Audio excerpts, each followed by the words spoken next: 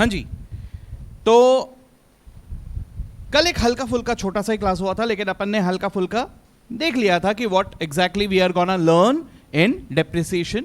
हमारे CA foundation के syllabus में डेप्रिसिएशन में क्या क्या है, कल हम लोगों ने ये हल्का फुल्का एक इंट्रोडक्शन देखा।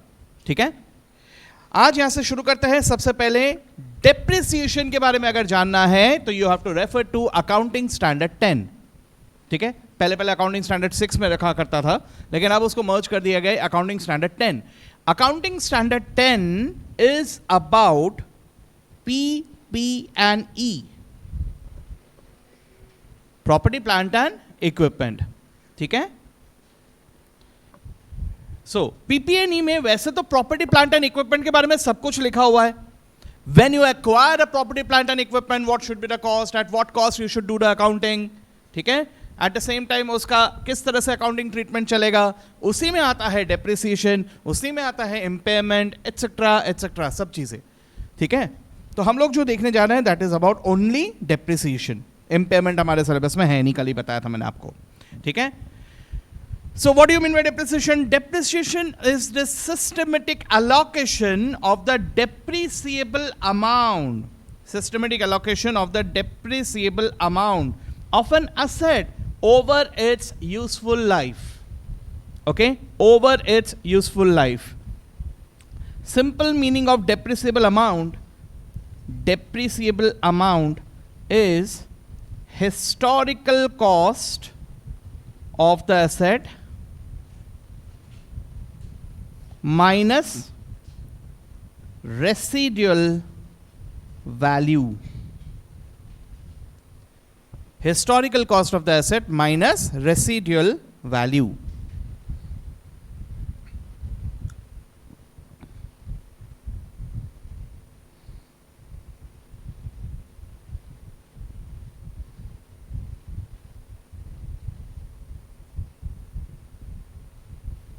ठीक है,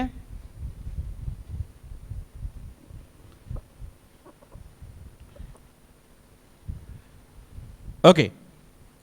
कल मैंने आपको डेप्रिसिएबल एसेट्स के बारे में बताया था, उसको आप लोग वहां पे लिख लेंगे। ठीक है, थोड़ा सा थियरी है यहाँ पे, इस थियरी में मैं लौट के आता हूं। पहले हम लोग यहां से शुरू करते हैं सीधा डेप्रिसिएशन अकाउंटिंग। ठीक है, so how depreciation accounting is done, तो हम लोग यहां पर देखेंगे दो अलग अलग तरह के methods, method number 1, method number 2। यहां पे मैंने एक स्टार मार्क करके रख दिया है। Method number 2 is something that is more practical, जो फ्यूचर में आप ज्यादा अप्लाई करने वाले हो। ठीक है, सो वन बाय वन पहले देखते हैं। By charging asset account directly क्या किया जाता है, तो every year when you buy the asset, सबसे पहली बात, जब आप एसेट खरीदते हो तो आप एसेट अकाउंट बनाते हो।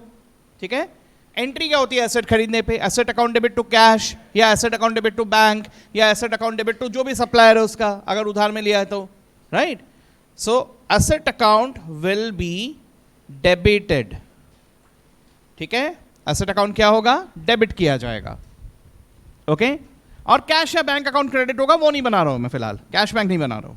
ठीक है, नाउ एवरी ईयर एंड, ठीक है, कब, ईयर एंड। ठीक है, या ऑन टर्मिनेशन ऑफ एसेट। ठीक है, ईयर एंड या टर्मिनेशन ऑफ एसेट। ठीक है, whichever is later, whichever is earlier, whichever is earlier, not later, whichever is earlier. ठीक है, what do you mean by this? Try to understand this. Termination का मतलब क्या हुआ, asset खत्म हो जाना। असेट खत्म हो जाना, असेट खत्म हो जाना मतलब सर मे बी असेट को हमने बेच दिया। ठीक है, मे बी असेट कोई कुछ हुआ यार, अपन ने स्क्रैप कर दिया, ऐसा कुछ भी हुआ तो इसे कहा जाएगा टर्मिनेशन ऑफ एसेट। ठीक है, तो ईयर एंड या termination of asset which ever is earlier. ठीक है, मान के चलो एसेट को 6 महीने यूज करके ही एसेट को टर्मिनेट करना पड़ा। ठीक है, देन इन दैट केस हम लोग डेप्रिसिएशन चार्ज करेंगे 6 महीने का। लेकिन मान के चलो साल भर यूज हो गया, अभी तक एसेट टर्मिनेट नहीं हुआ, तो हम लोग एसेट पे डेप्रिसिएशन चार्ज करेंगे पूरे साल भर का, ठीक है? तो वो समझ में आएगा, धीरे धीरे समझ में आएगा। तो ईयर एंड या टर्मिनेशन ऑफ एसेट में मैं डेप्रिसिएशन अकाउंट को करूंगा debit, depreciation account will be debited, this is depreciation account, वहां पे जगह नहीं रखा मैंने, आप लोग रखना थोड़ा, दिस इज डेप्रिसिएशन अकाउंट, ठीक है? So depreciation account will be debited and asset account will be credited, ठीक है? Depreciation account will be debited and asset account will be credited, ठीक है?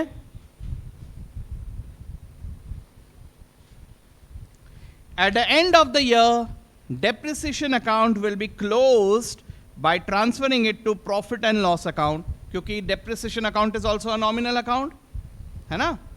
तो at the end of the year मैं depreciation account को करूंगा close, ठीक है? By crediting depreciation account and debiting P&L account,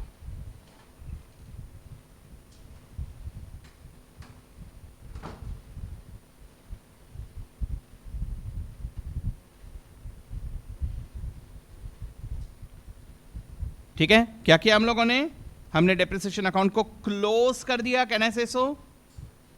depreciation account gets closed, okay? So अगर घूम फिर के हम देखें तो एसेट का कुछ हिस्सा माइनस हो गया एंड हेंस अब एसेट अकाउंट में यहां पर कुछ ना कुछ बचेगा, balance, this balance will be carried forward, okay? अच्छा, दूसरा ले,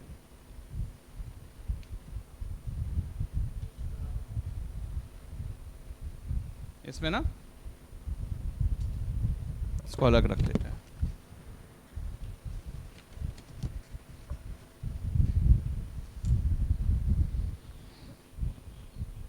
ओके? तो इफेक्टिवली क्या हो रहा है? असेट में मैं कुछ हिस्सा माइनस कर रहा हूं, जो कहां जा रहा है? P&L अकाउंट में जा रहा है, जो हिस्सा मैंने माइनस किया, और जो बैलेंस है that gets carried forward and hence that balance will be written in balance sheet asset side. देखना जरा, वो बैलेंस में डेबिट बैलेंस है, इसलिए कहां आएगा? बैलेंस शीट के एसेट साइड में, सिंपल, ठीक है? ये हुआ एक तरीका, ठीक है? लेकिन ये तरीका is not very well recognized, why? Because इस तरीके में अगर किसी भी पॉइंट में मुझे उस एसेट का हिस्टोरिकल कॉस्ट जानना है, ठीक है? मान के चलो 3 साल 4 साल हो गए, अपन ने डेप्रिसिएशन चार्ज कर दिया, what you get is basically the balance of the asset here. आप अकाउंट को देख के आपको बैलेंस ऑफ द एसेट मिल रहा है, लेजर में या बैलेंस शीट पे देखोगे तो आपको बैलेंस ऑफ द एसेट दिख रहा है, you are not getting the historical cost of the asset, ठीक है? सो लोगों का यहां पे प्रायोरिटी ये है कि एसेट का हिस्टोरिकल कॉस्ट भी दिखे और उस पर जितना डेप्रिसिएशन चार्ज किया वो भी दिखे, संपूर्ण जानकारी। देखो भाई, एसेट के कॉस्ट में से मैंने डेप्रिसिएशन माइनस किया, बैलेंस बचा है, तो मैं डायरेक्ट बैलेंस ना दिखाऊं, मैं ये दिखाऊं कि भाई ये कॉस्ट था, इसमें इतना इतना डेप्रिसिएशन चार्ज हुआ और इतना बैलेंस बचा, ये पूरा डिटेल में दिखाओ। अब ये वाले तरीके में ऐसा पॉसिबल नहीं होगा। क्यों नहीं होगा? क्योंकि अगर आप देख रहे हो एसेट अकाउंट को तो वहां पे सीधा उसका बैलेंस दिखाई दे रहा है।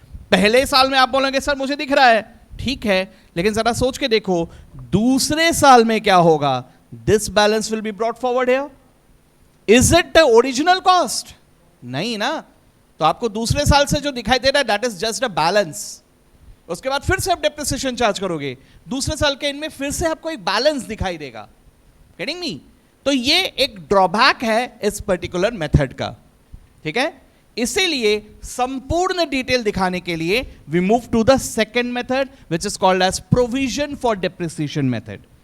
इन this method what we do is we create a contra asset. हम लोग क्या करते हैं? कॉन्ट्रा एसेट अकाउंट बना लेते हैं, ठीक है? What is Contra asset? Asset का उल्टा, एसेट की परछाई, ठीक है? तो कैसे किया जाएगा? देखो, मैं यहां पर सबसे पहले फिर से बनाऊंगा एसेट अकाउंट, ठीक है? मैंने एसेट परचेज किया, डेबिट, ठीक है, यहां पे लिख के रखना, this is purchase, this is depreciation,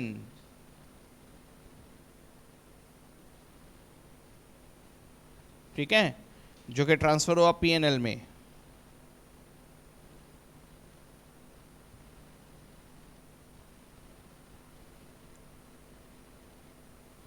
तो हमने एसेट परचेज किया, ठीक है। Now what we will do is we will create a contra asset by the name of provision for depreciation, ठीक है।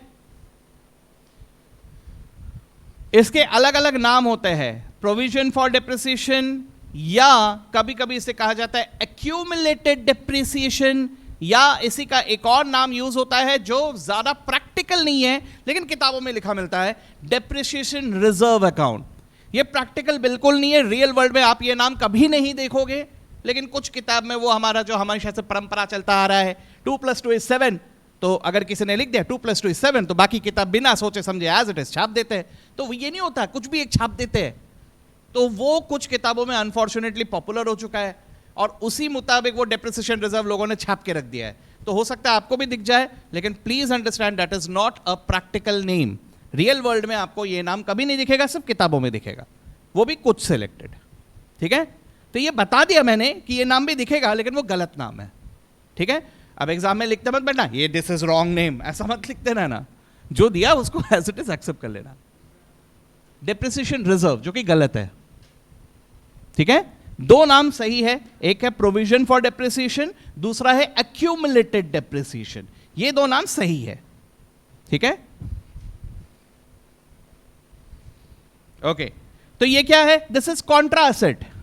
What is this, this is Contra asset, okay. Contra asset का मतलब क्या, उल्टा of asset, okay. चलो ठीक है, अब मैं फिर से डेप्रिसिएशन चार्ज करूंगा ईयर एंड में।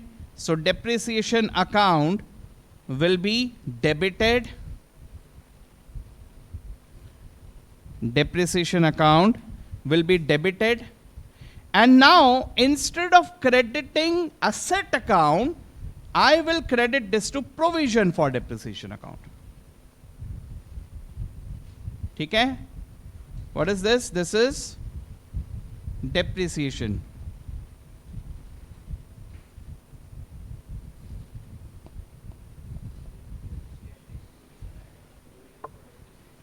हाँ बिल्कुल, मैंने सिर्फ वहां पे अमाउंट में डेप्रिसिएशन लिखा है, अमाउंट लग के लिखा है मैंने, वो पर्टिकुलर्स कॉलम में बिल्कुल आप दूसरे अकाउंट का नाम लिखोगे।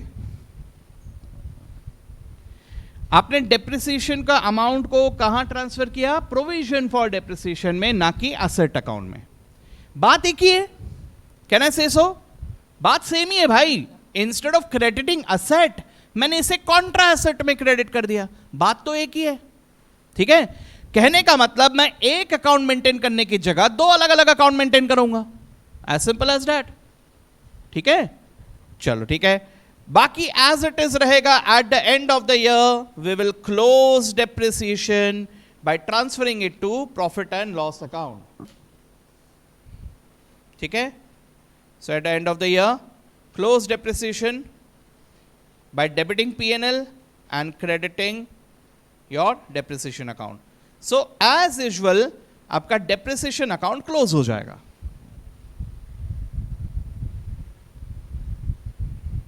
एज यूजुअल आपका डेप्रिसिएशन अकाउंट क्या हो रहा है, क्लोज हो जा रहा है। तो आप क्या देख रहे हो यहां पर, डेप्रिसिएशन अकाउंट वहां भी क्लोज हो रहा है, यहां भी क्लोज हो रहा है। Just compare both the methods.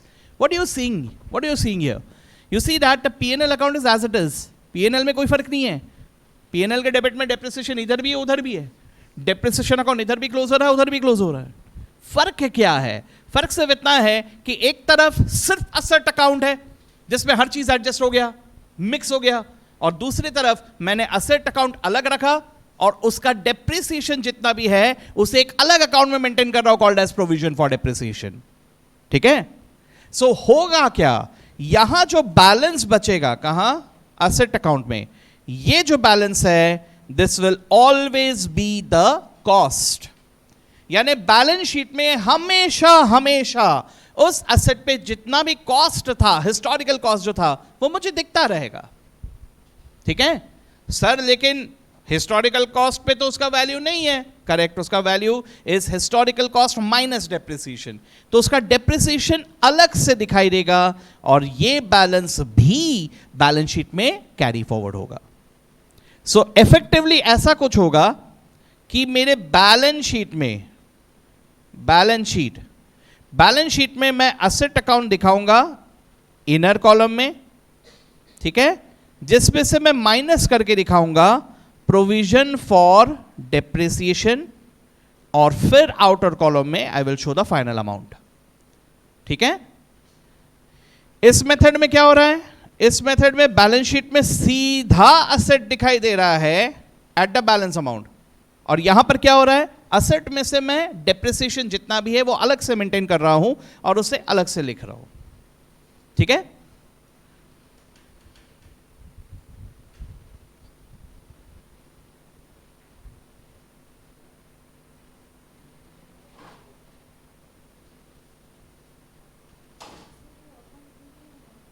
कौन सा अकाउंट, नहीं, ये बैलेंस कैरी फॉरवर्ड होगा, ये बैलेंस भी कैरी फॉरवर्ड होगा, इसीलिए तो ये दोनों बैलेंस शीट में आ रहा है। ठीक है,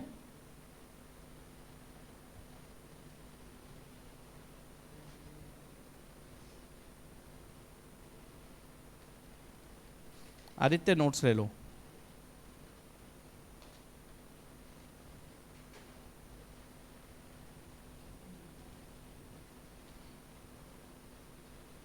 ठीक, हाँ, लिंक मैंने क्रिएट ही नहीं किया, इसका मैं बैकअप सेंड करता हूं अलग से। ठीक है, चलो, यहां तक हो गया सबका, ओके। अब इसके थोड़ी गहराई में जाते हैं विद सम प्रैक्टिस, हल्का सा एक छोटा सा एक प्रैक्टिस करते हैं, उसके बाद आगे बढ़ते हैं। लेकिन अभी तक प्रैक्टिस के हम लोग सिचुएशन में इसलिए नहीं पहुंचे क्योंकि हम लोग को डेप्रिसिएशन कैलकुलेट करना अभी तक नहीं सीखे अपन ने। तो मैं आपको एक फिगर्स बता दूंगा, उसकी मदद से सिर्फ अकाउंटिंग करके देखते हैं एक बार। ठीक है, लेट अस अज्यूम कि हमारे पास एक असेट है जिसका कॉस्ट है 3 लाख। ठीक है, कॉस्ट है 3 लाख, इस पे ईयर 1 में मैं डेप्रिसिएशन चार्ज कर रहा हूं 1 लाख, ईयर 2 में, या एक काम करते हैं, ईयर 1 में मैं डेप्रिसिएशन चार्ज कर रहा हूं 1,25,000, ईयर 2 में मैं डेप्रिसिएशन चार्ज कर रहा हूं 1 लाख, और ईयर 3 में मैं डेप्रिसिएशन चार्ज कर रहा हूं 75,000। ठीक है, ऐसा है, मान लो डीम्ड। ओके, अब मैं अगर पहले मेथड से कर रहा हूं, मेथड नंबर 1 यानी डायरेक्ट मेथड, ठीक है, तो डायरेक्ट मेथड में क्या होगा पूरा देखते हैं। अकाउंट बना के पीएनएल और बैलेंस शीट में क्या क्या दिखाई देंगे पूरा जर्नी देखेंगे अपन। ठीक है, चलो अभी देखते हैं ईयर 1। ईयर 1 में क्या हो रहा है, मैंने बना लिया एसेट अकाउंट। इसको थोड़ा ना ज्यादा स्केल पेंसिल से मत बनाओ, ज्यादा स्केल पेंसिल से बनाओगे तो फिर ये चीज 15 मिनट खा जाएगा, और बिना स्केल पेंसिल के करेंगे तो 5 मिनट में हो जाएगा। ठीक है, ये सिर्फ समझने के लिए, understanding, this is not, we are not solving any question, this is just understanding. इसको अलग से रजिस्टर में लिखना, ठीक है, जस्ट अंडरस्टैंडिंग, या लास्ट के पेज में भी लिख सकते हो, एकदम जो आखिर आखिर में कुछ ब्लैंक पेज छोड़े हैं मैंने आपके लिए, वहां पे भी लिख सकते हो। और छोटे छोटे अकाउंट बनाना, क्योंकि अपन ईयर 1 का अलग बना रहे हैं, फिर ईयर 2 में अलग बनाएंगे, फिर ईयर 3 में अलग बनाएंगे, तो छोटे छोटे अकाउंट बनाना, बहुत बड़े बड़े अकाउंट मत बनाओ। रजिस्टर में भी लिख सकते हो, बुक में भी लिख सकते हो, कहीं पे भी लिखो, एग्जाम्पल है, this is just an example. ठीक है,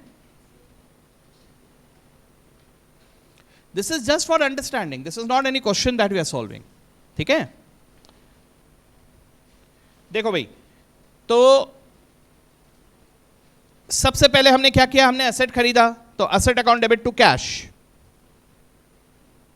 3 लाख, एसेट को डेबिट कर दिया अपन ने। ठीक है, छोटे छोटे अकाउंट बनाना। फिर ईयर एंड ऑफ ईयर 1 हम लोग डेप्रिसिएशन चार्ज करेंगे। कितना है डेप्रिसिएशन ईयर 1 का, 1,25,000। तो एंट्री क्या बताया था मैंने, 1,25,000 से depreciation account debit to asset, direct method में सीधा असेट अकाउंट क्रेडिट। ठीक है, सो बाय डेप्रिसिएशन 1,25,000। मेरे पास दो अकाउंट है, एक असेट और एक डेप्रिसिएशन, ठीक है। तो ईयर एंड में जब मैं फाइनेंशियल स्टेटमेंट्स बना रहा हूं, यहां एक तो आया पीएनएल, एक आया बैलेंस शीट, ठीक है। सो डेप्रिसिएशन अकाउंट को मैं ट्रांसफर करूंगा by transferring it to PNL, 1,25,000 close करूंगा by transferring it to PNL. तो 1,25,000 यहां से यहां आ गया, जिससे आपका डेप्रिसिएशन अकाउंट क्लोज हो गया ईयर 1 का, ठीक है। और असेट अकाउंट में जो भी बैलेंस बच गया, this will be carried forward. What is the balance? 1,75,000।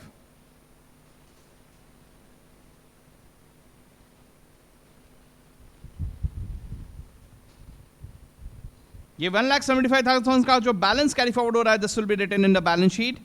Asset is carrying a balance of 1,75,000, ठीक है। ये हो गया ईयर 1। छोटा छोटा करके लिखना, ज्यादा अपने को एक एक दो दो लाइन के ही अकाउंट बनाने हैं। अब इसी को कंटिन्यू करेंगे हम लोग ईयर 2 में।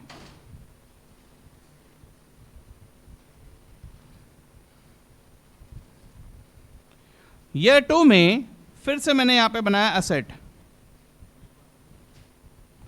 असेट अकाउंट का बैलेंस कितना है?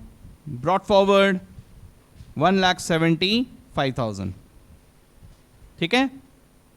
अब ईयर 2 के एंड में फिर से डेप्रिसिएशन चार्ज करूंगा। कितना होगा डेप्रिसिएशन? ईयर 2 का डेप्रिसिएशन इज 1,00,000, ठीक है। So depreciation account will be debited by 1,00,000 to asset, asset के क्रेडिट में बाय डेप्रिसिएशन 1,00,000, ठीक है। अब ईयर 2 के एंड में फिर से पीएनएल बैलेंस शीट, डेप्रिसिएशन को ट्रांसफर कर देंगे पीएनएल अकाउंट में, डेप्रिसिएशन अकाउंट क्लोज,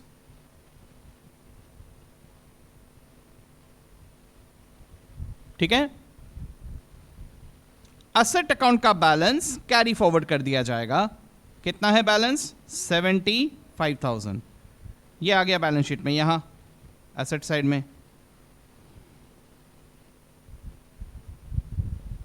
ठीक है। अब इसी तरह से ईयर 3 में फिर से asset account will be brought forward with a balance of 75,000। Year 3 में फिर से डेप्रिसिएशन चार्ज करेंगे, तो depreciation account will be debited to asset 75,000, correct. So असेटांच्या क्रेडिटात, ठीक है। So depreciation again will be closed by transferring it to P&L। 75,000 यहां से यहां ट्रांसफर कर दिया, डेप्रिसिएशन अकाउंट क्लोज। इस बार बैलेंस शीट में क्या दिख रहा है? What is the balance of asset? 0। So asset का वैल्यू अभी क्या दिखाई दे रहा है यहां? 0, ठीक है। क्लियर?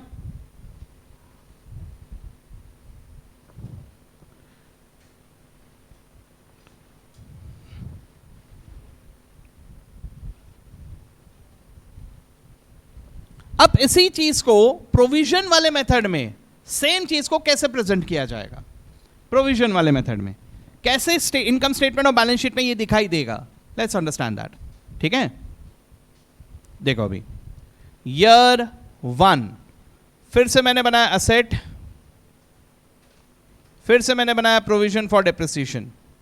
ये सिर्फ समझाने के लिए बता रहा हूं, इसलिए मैं थोड़ा प्रैक्टिकली बता रहा हूं। प्रैक्टिकली हर अकाउंट अलग अलग बनता है। हम लोग एग्जामिनेशन में ऐसा प्रेजेंट नहीं करेंगे।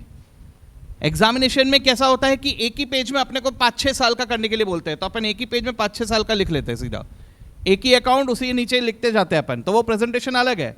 प्रैक्टिकली बुक्स अलग बनते हैं, इसलिए अकाउंट भी अलग अलग बनते हैं।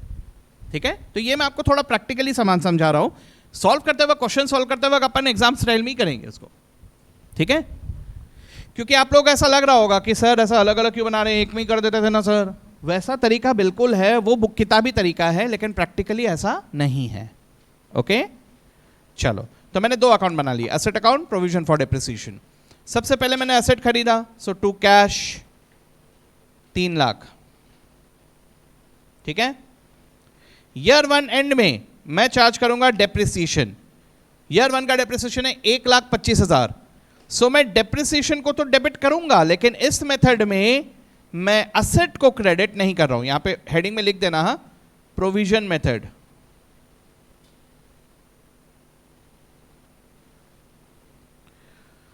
इस बार मैंने डेप्रिसिएशन को डेबिट करके असेट को क्रेडिट ना करते हुए प्रोविजन को क्रेडिट किया है। तो यहां पे आ गया डेप्रिसिएशन 1,25,000।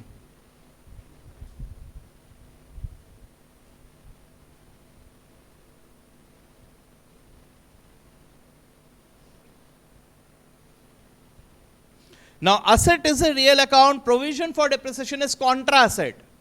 ठीक है, but depreciation is nominal. So at the end of the year हम पीएनएल में सिर्फ डेप्रिसिएशन को ट्रांसफर करेंगे। पीएनएल से 1,25,000 ट्रांसफर होके आ गया यहां, आई मीन डेप्रिसिएशन से ट्रांसफर होके आ गया यहां। ठीक है, जिससे डेप्रिसिएशन अकाउंट गेट्स क्लोज्ड। अब जब बैलेंस शीट की बारी आती है, there are 2 accounts that are getting carried forward. So एक तो है मेरा asset account which carries a balance of 3 lakhs. दूसरा है provision for depreciation account which carries a balance of 1,25,000. ये दोनों बैलेंस कैरी फॉरवर्ड होंगे। अब दोनों बैलेंस कैरी फॉरवर्ड हो रहे हैं, तो टेक्निकली स्पीकिंग जो डेबिट बैलेंस है that should come in balance sheet asset side, है ना, 3 लाख। एंड जो प्रोविजन है जिसमें क्रेडिट बैलेंस है, technically that should come on the liability side, क्योंकि उसमें तो क्रेडिट बैलेंस है ना। लेकिन हम उसे वहां लायबिलिटी साइड में लिखने की जगह, since it is a contra asset, हम असेट में से माइनस करके दिखाएंगे। That is just a presentation, provision for depreciation. ठीक है, 1,25,000, तो 1,75,000 इज द नेट बैलेंस। इस नेट बैलेंस को हम कहते हैं written down value. Written down value, what do you mean by written down value? Depreciation charge होने के बाद अब कितना बैलेंस बचा है एसेट का, that is what is called as the written down value. ठीक है, चलो ठीक है। अब मुझे बताना, ईयर 2 में एसेट अकाउंट का ओपनिंग बैलेंस कितना होगा?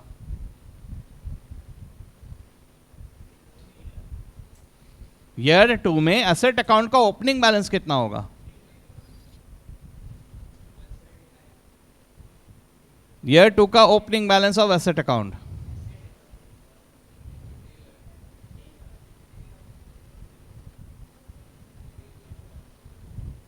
ठीक है, चलो देखते हैं वेदांती क्या आंसर है।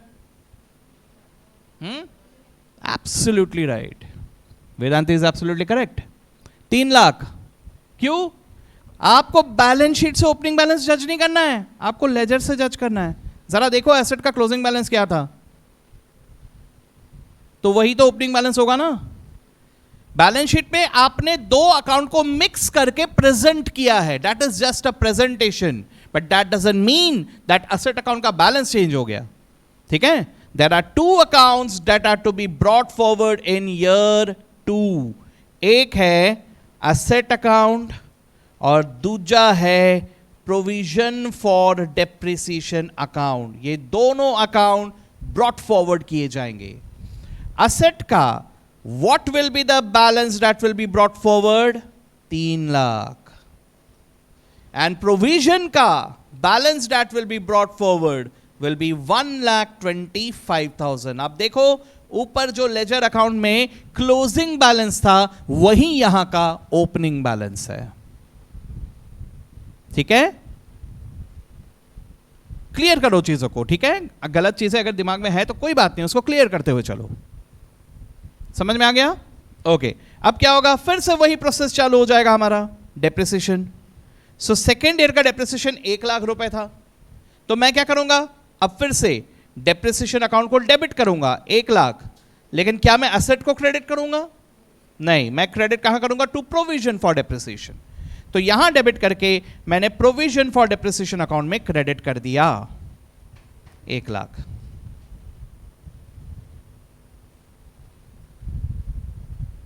ठीक है, ओके। अब बाकी as it is PNL balance sheet, PNL में क्या ट्रांसफर करूंगा, डेप्रिसिएशन का बैलेंस। सो ये जो बैलेंस है this will be closed by transferring it to PNL, depreciation close हो जाएगा।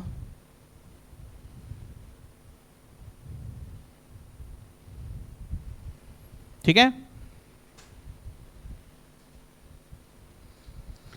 लेकिन बाकी दोनों अकाउंट कैरी फॉरवर्ड होंगे। जरा देखते हैं एसेट का कितना बैलेंस दिख रहा है जो कैरी फॉरवर्ड होना है, वही बैलेंस दिख रहा है, सेम 3 लाख।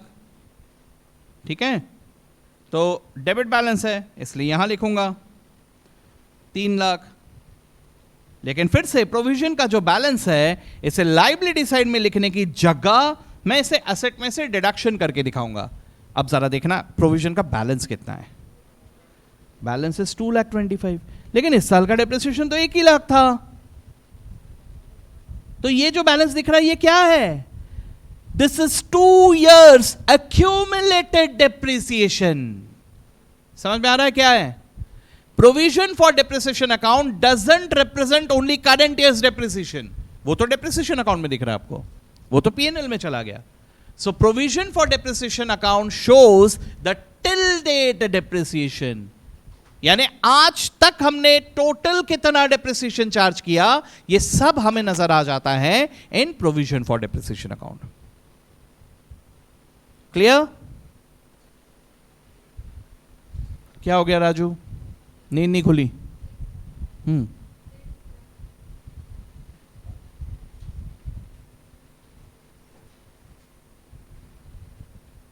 ठीक है, तो यहां से मैं इसे डिडक्शन करके दिखाऊंगा, माइनस प्रोविजन फॉर डेप्रिसिएशन।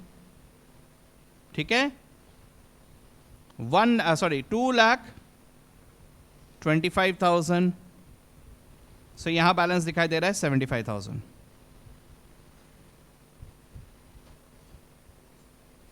ठीक है, अब what will be the opening balance of asset account in year 3? 3 lakhs. What will be the opening balance of provision for depreciation in year 3?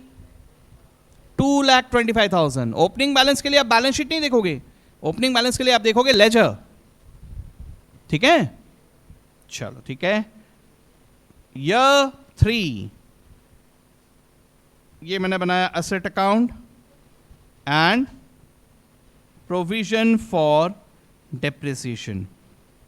ठीक है, एसेट अकाउंट में balance brought forward कितना है, balance brought forward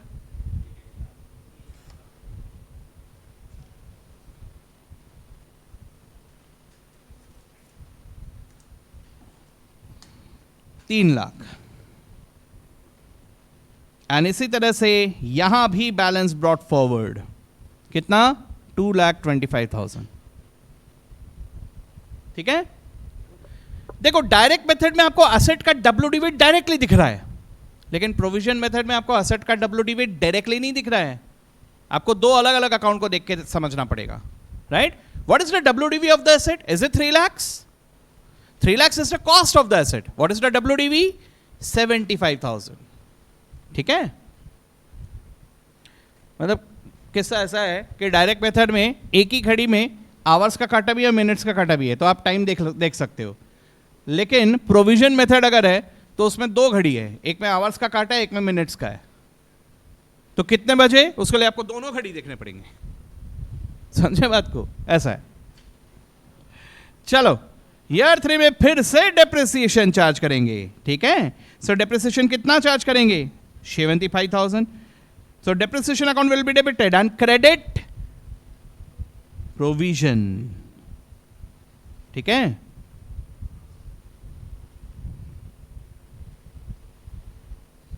okay, so फिर से year end में depreciation will be transfer to P&L,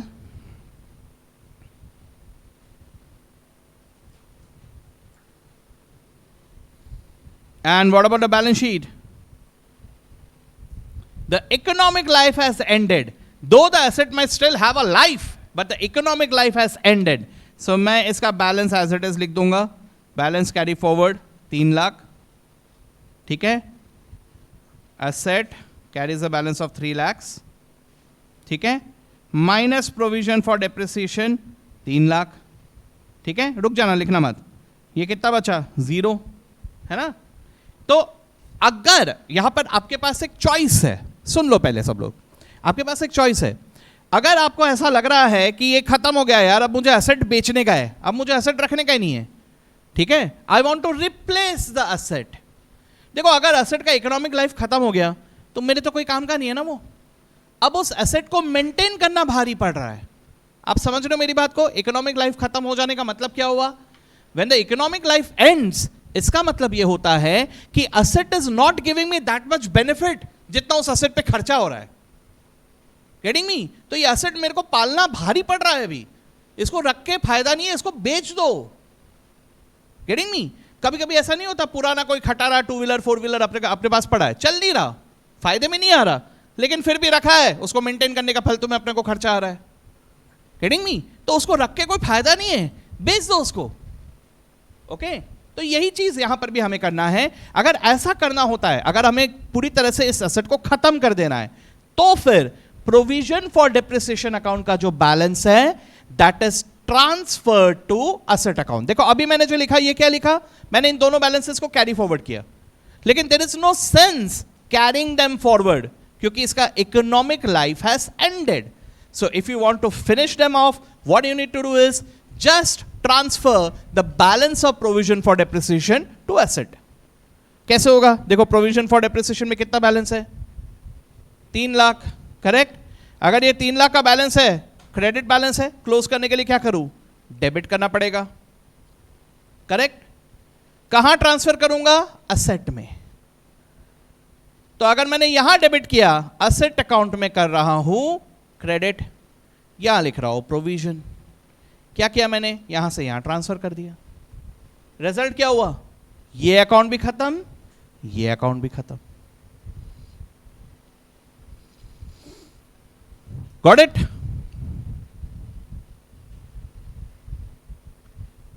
sir ये तो ज्यादा ही तामझाम है सर, दिमाग खराब, इतना कुछ लिखना पड़ता है सर, है ना। ये तामझाम जरूर है, लेकिन प्लीज ट्राई टू अंडरस्टैंड, ये जो अकाउंटिंग आप सीख रहे हो, ये सॉफ्टवेयर आपको करके दे देगा।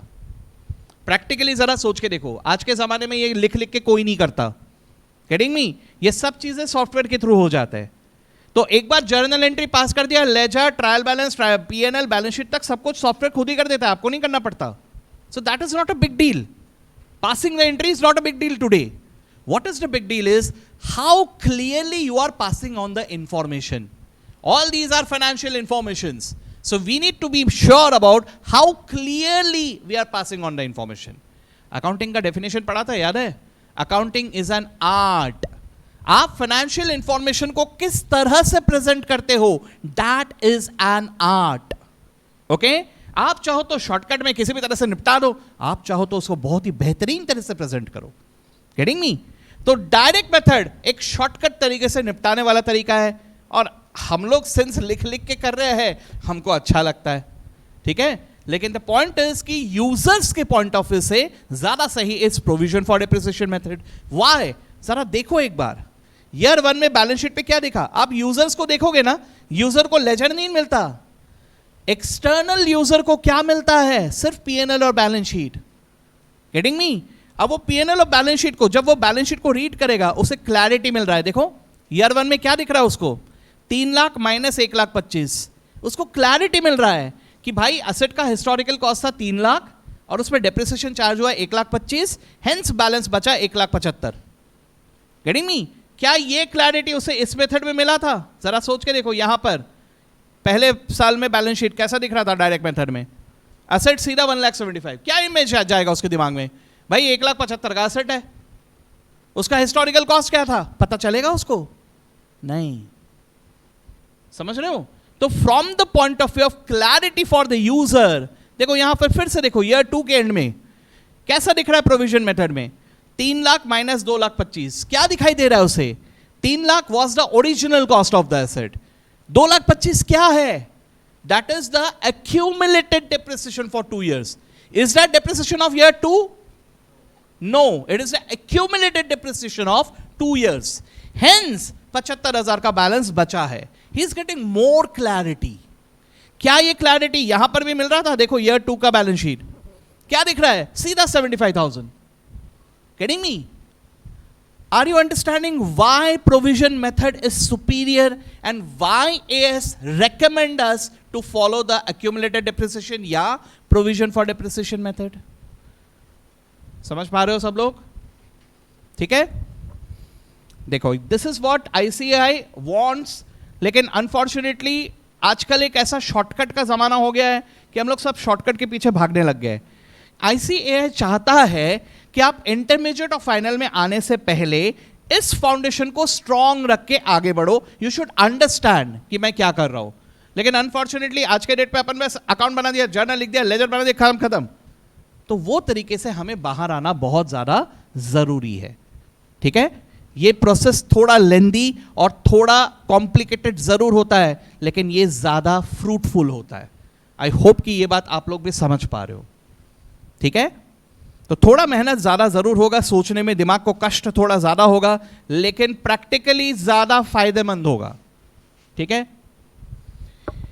चलो देखो, आप ही लोग मेरे सेना हो, समझ रहे हो बात को?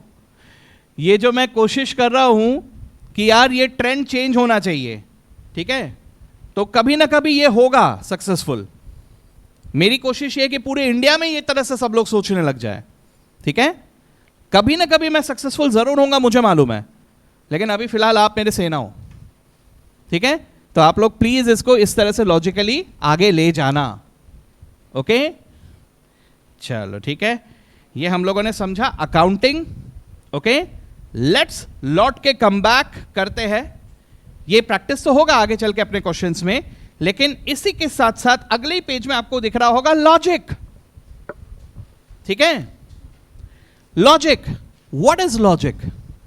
ठीक है?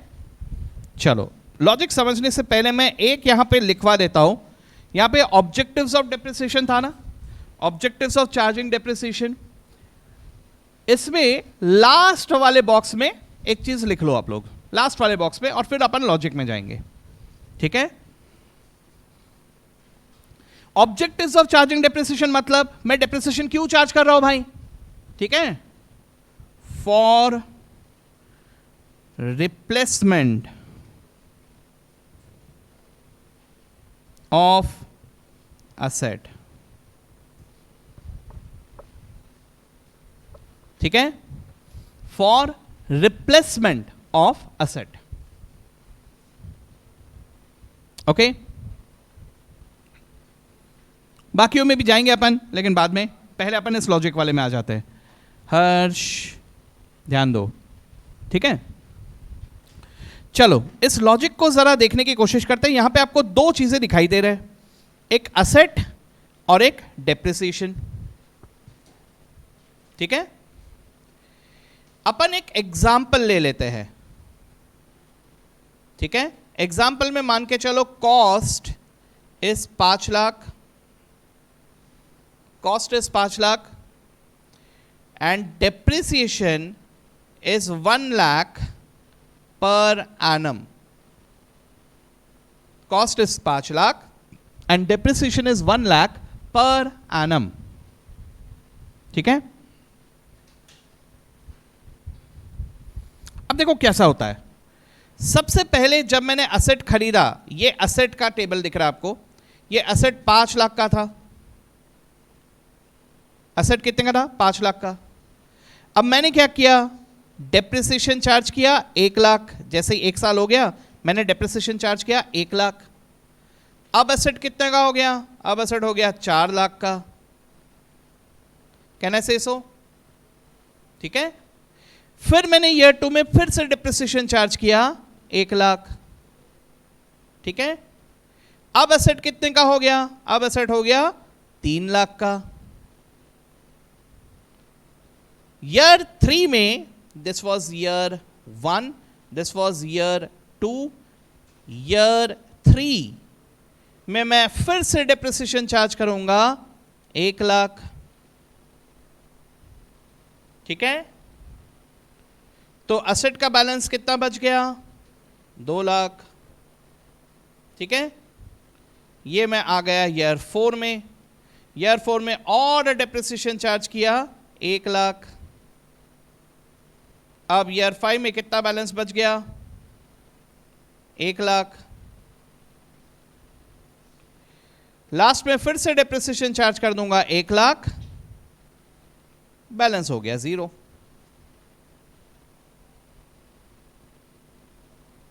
ठीक है। ऐसे ही हुआ एसेट का journey, correct?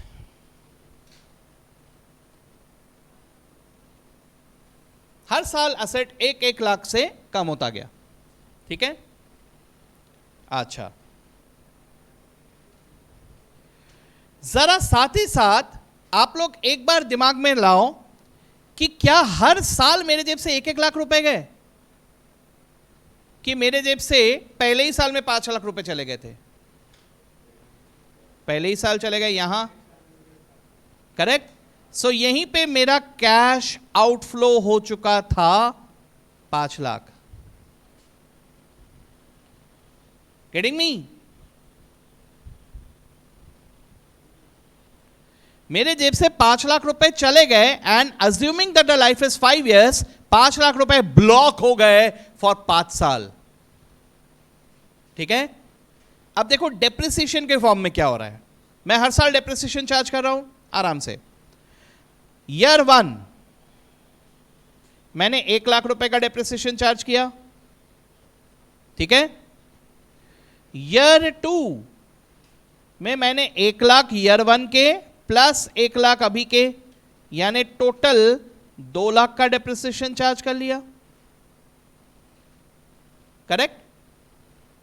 Year 3 1 lakh plus 1 lakh plus 1 lakh, यानी टोटल 3 लाख डेप्रिसिएशन हो गया। Year 4 1 lakh plus 1 lakh plus 1 lakh plus 1 lakh, 4 साल का टोटल मिला के 4 लाख डेप्रिसिएशन हो गया।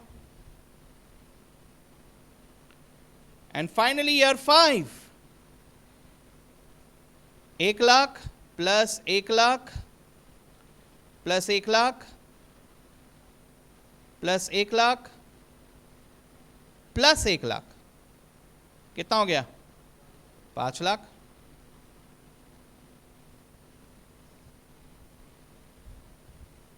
ठीक है। इसको समझने के लिए थोड़ा सा आपको हर साल का पीएनएल अकाउंट इमेजिन करना होगा। हर साल का पीएनएल अकाउंट आपको इमेजिन करना है। ठीक है। जैसे ये पहले साल का पीएनएल है, फर्स्ट ईयर का पीएनएल। अभी लिखना मत, अभी सिर्फ देख लो फर्स्ट ईयर का पीएनएल। ठीक है। मैं यहां पर लिख रहा हूं कैश इनकम, कैश इनकम। ठीक है। लेट अस अज्यूम कि कैश इनकम है 20 लाख रुपए। Let us assume that. ठीक है। Now try to understand, when I say cash income, हमारे दिमाग में आता है सर वो इनकम जहां पे कैश मिल गया। No, I don't mean that. I mean that कि वो इनकम जिसके लिए कैश या तो अभी मिला, या तो 2 दिन बाद मिला, या तो 10 दिन बाद मिला, या तो 1 महीने बाद मिला, या तो 3 महीने बाद मिला, लेकिन मुझे पैसा मिला। नॉट नेसेसरीली आज, कल, हफ्ते भर बाद, 1 महीने बाद, 3 महीने बाद, कभी ना कभी मिला, लेकिन पैसा मिल रहा है। यानी वो इनकम जिसमें I am certain that I am gonna get some cash. Getting me? इसी तरह से मैं यहां लिख रहा हूं कैश एक्सपेंसेस, मतलब ये वो खर्चे हैं जिसके लिए आई एम सर्टेन कि आज कल, एक हफ्ते बाद, एक महीने बाद, 3 महीने बाद कभी ना कभी मुझे पैसे देने हैं. Getting me? So that is cash expense. Late us assume कि ये 15 लाख है. ठीक है? सो अगर मेरा कैश इनकम है 20 लाख रुपए और मेरे कैश एक्सपेंसेस है 15 लाख रुपए, तो मेरा प्रॉफिट कितना बचा? प्रॉफिट कितना बचा? 5 लाख. करेक्ट? अगर प्रॉफिट 5 लाख बचा, मुझे एक और बात बताओ, मेरे पास कैश कितना रहेगा? 5 लाख. करेक्ट? अगर cash income is 20 lakh, cash expenses 5 lakh, तो भैया मेरा प्रॉफिट भी 5 लाख और मेरा जो कैश एक्सपेंसेस है वो है 15 लाख. सो मेरा cash profit is also 5 lakh. Clear है ये बात? चलो बढ़िया. अब मैं यहां लिख रहा हूं डेप्रिसिएशन. ठीक है? मैंने यहां पे लिखा डेप्रिसिएशन कितना? 1 लाख. क्या ये बात मालूम है आपको कि डेप्रिसिएशन इज नॉन कैश? कहने का मतलब डेप्रिसिएशन जो मैं चार्ज करता हूं, ये 1 लाख मुझे किसी को देना नहीं है. ये 1 लाख रुपए ले के जाओ रे बाबा, ये बाबा किसका है रे बाबा, ले के जाओ. किसी को देना है क्या मुझे? No, I don't have to pay it to anyone. अरे यार दिमाग खराब करके रख दिया इसने.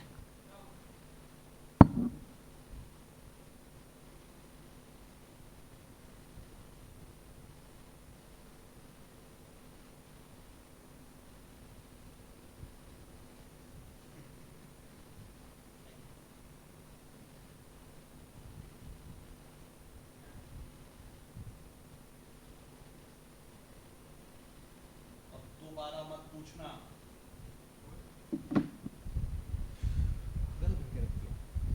अरे वो गेट पे अप्रूवल देना पड़ता है उसके लिए. क्या क्या क्या क्या बोला उसने? हाँ, नहीं तुमको लगा बीवी का फोन है? तुमको ऐसा लग रहा है कि मैं ऐसा रिएक्ट कर सकता हूँ? मेरी इतनी हिम्मत है? हाँ हाँ. एक और क्या? उरी रिकॉर्ड. तो ठीक है ना, रिकॉर्डिंग थोड़ी ना जाएगा, अभी लाइव नहीं है ना, बच गए. ठीक है, ओके चलो. तो जरा ध्यान से देखना, ये 20 लाख में से 15 लाख माइनस करके 5 लाख कैश बचा था, 5 लाख प्रॉफिट था, लेकिन अब मैंने डेप्रिसिएशन माइनस किया 1 लाख, तो मेरा प्रॉफिट कितना बचा? नहीं करना, जा भाड़ में गया. ठीक है? हाँ, तो प्रॉफिट कितना बचा? 4 लाख. पैसा कितना है मेरे पास? सोच के देखना. ये 1 लाख मेरे जेब से गए तो नहीं, मेरे जेब में 5 लाख है, लेकिन प्रॉफिट दिख कितना रहा है? समझ लो, देखो ये बात को समझने की कोशिश करो. आपके प्रॉफिट दिख रहा है 4 लाख, लेकिन आपके जेब में है 5 लाख. वो 1 लाख मेरे जेब में रह गए. Getting me? चलो आराम से इसको समझो. पहले साल में मेरे जेब में कितने पैसे जमा हो गए? 1 लाख. Getting me? दूसरे साल में मैंने फिर से ऐसे ही 1 लाख डेप्रिसिएशन चार्ज किया, फिर से ये पैसे गए नहीं. गए नहीं मतलब ये 1 लाख मेरे ही जेब में रह गए. तो मेरे जेब में अब कितने हैं? पिछले साल के 1 लाख प्लस इस साल के 1 लाख. अब जेब में कितने पैसे हैं? 2 लाख. कुछ समझ में आ रहा है?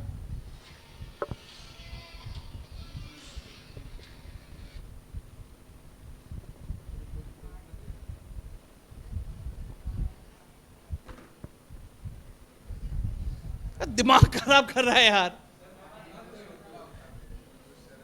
मैंने स्विच ऑफ करके रख दिया, अभी भाड़ में गया. अभी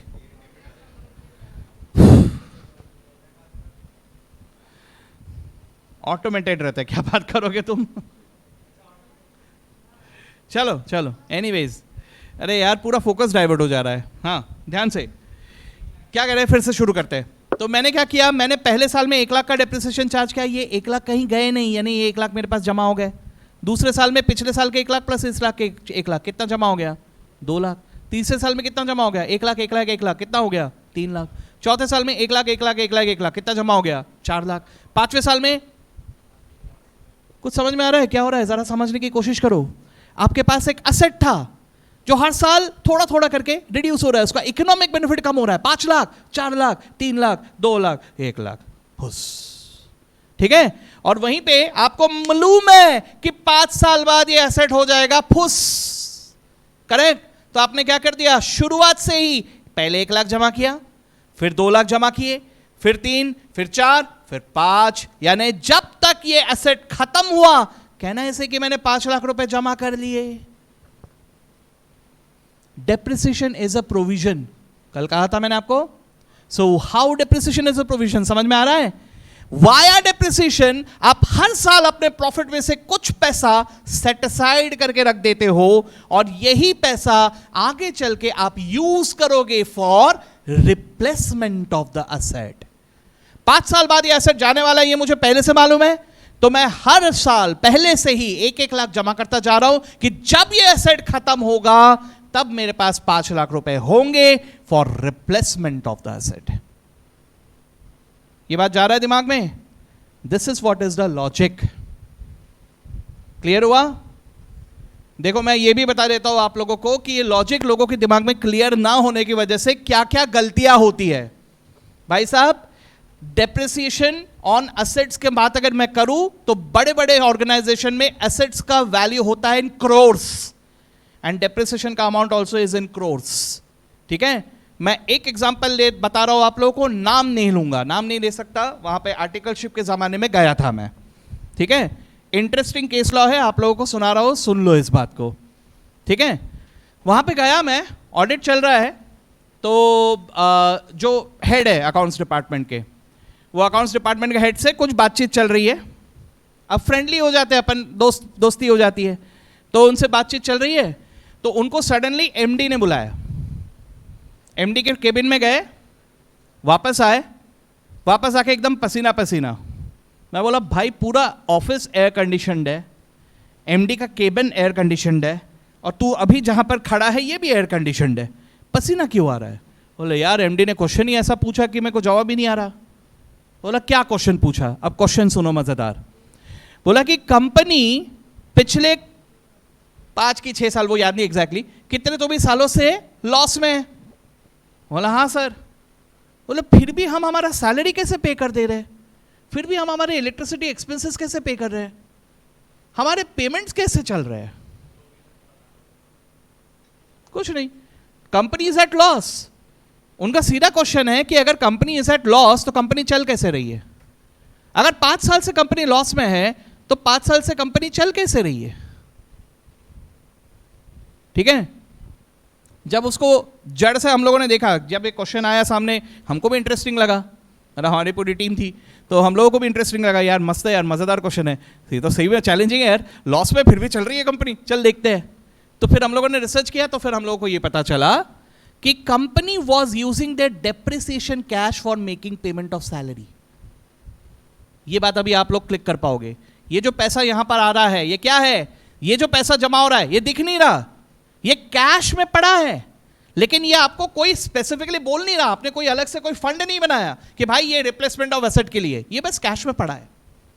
लोगों को ये पता नहीं रहता, और लोग क्या करते हैं कि ये रिप्लेसमेंट ऑफ एसेट के लिए जो कैश पड़ा है इसको यूज कर देते हैं सैलरी पेमेंट के लिए, इलेक्ट्रिसिटी बिल देने के लिए। अब अगर ऐसा किया तो आगे चल के जब एसेट खराब होगा, रिप्लेसमेंट के लिए मेरे पास पैसे ही नहीं होंगे। जरा सोच के देखो, जब कंपनी लॉस में है कोई लोन भी नहीं देगा। अब ऐसे में अगर बचना है तो या तो ओनर और पैसा कैपिटल के फॉर्म में ला ले, नहीं तो फिर कंपनी डूब जाएगा। जिस कंपनी का मैं एग्जांपल दे रहा हूं वो आगे चल के डूब गया था। समझ रहे हो बात को? ये छोटी छोटी बातें हैं जिसको हम लोग सोचते हैं अरे क्या डेप्रिसिएशन क्या है, एक एंट्री तो है, ऐसा तो है, वैसा तो है। नहीं, please understand, accounting is the language of the business. If you don't understand actual accounting, company डूब जाएगी। ये बातों को समझना हमारे लिए जरूरी है। You guys will be the chartered accountants, ठीक है। कंपनी डूबा ड्यू टू फाइनेंशियल रीजंस, तो सबसे पहला उंगली उठेगा कंपनी के सीए पे। तू क्या कर रहा था रे? समझे बात को? तो समझो बात को कि सीए बनने के लिए नॉलेज रखना जरूरी है, बस फॉर्मेट बेस्ड लर्न करके चले जाने से नहीं होता। ठीक है, ये समझे? लॉजिक पकड़ में आया सबके? गुड। ठीक है, चलो तो हम लोगों ने अकाउंटिंग देख लिया, डेबिट क्रेडिट कैसे करते हैं, और उसी के साथ साथ हम लोगों ने ये देख लिया कि डेप्रिसिएशन का लॉजिक क्या होता है। ठीक है, अब जल्दी से आगे बढ़ जाते हैं to depreciation calculations. Depreciation calculation में मैंने आपको कल बताया था कि वी हैव 6 डिफरेंट मेथड्स। अब इन्हीं 6 डिफरेंट मेथड्स को मैं 3 हिस्सों में डिवाइड करके दे रहा हूं, क्योंकि अगर इंस्टीट्यूट की इच्छा हुई तो वो बाउंसर फेंकेगा। ठीक है, बाउंसर फेंकेगा तो उसमें आधे से ज्यादा गए काम से। बोल्ड तो नहीं बोलूंगा, बाउंसर है। ठीक है, तो या तो डक कर देंगे, छोड़ के आ जाएंगे। ठीक है, या तो फिर उम्मीद में रहेंगे नो बॉल दे दो नो बॉल। इंस्टीट्यूट गलत है, लेकिन इंस्टीट्यूट गलत नहीं है, क्योंकि this is something that is written in module, बस हम नहीं पढ़ के जाते। तो आपको वहां पे क्या दिखाई दे रहा है? डेप्रिसिएशन कैलकुलेशन के 3 डिफरेंट मेथड्स है। कौन से 3 डिफरेंट मेथड्स? पहला है स्ट्रेट लाइन मेथड, दूसरा है एक्सेलरेटेड डेप्रिसिएशन मेथड्स, तीसरा है एक्टिविटी मेथड्स। सुना था नाम पहले? तो आप सुन लो। पहला वाला सुना था बस सर, है ना? ओके, लिखो एक्सेलरेटेड डेप्रिसिएशन में नंबर 1 लिखो, रिड्यूसिंग, 2 है, रिड्यूसिंग बैलेंस मेथड और सम of years digits method. Vedanti फिर से ध्यान भटक गया?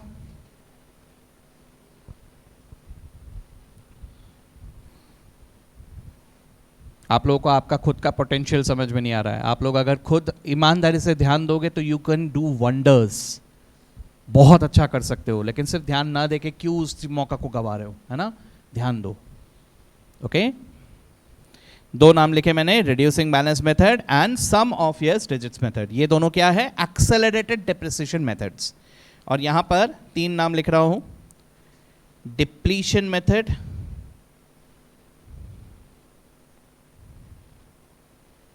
then production units method,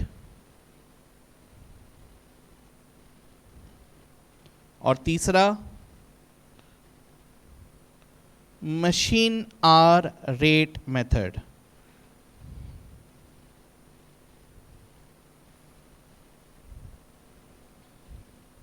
machine hour rate method. ठीक है, यह है एक्टिविटी मेथड्स। सॉरी,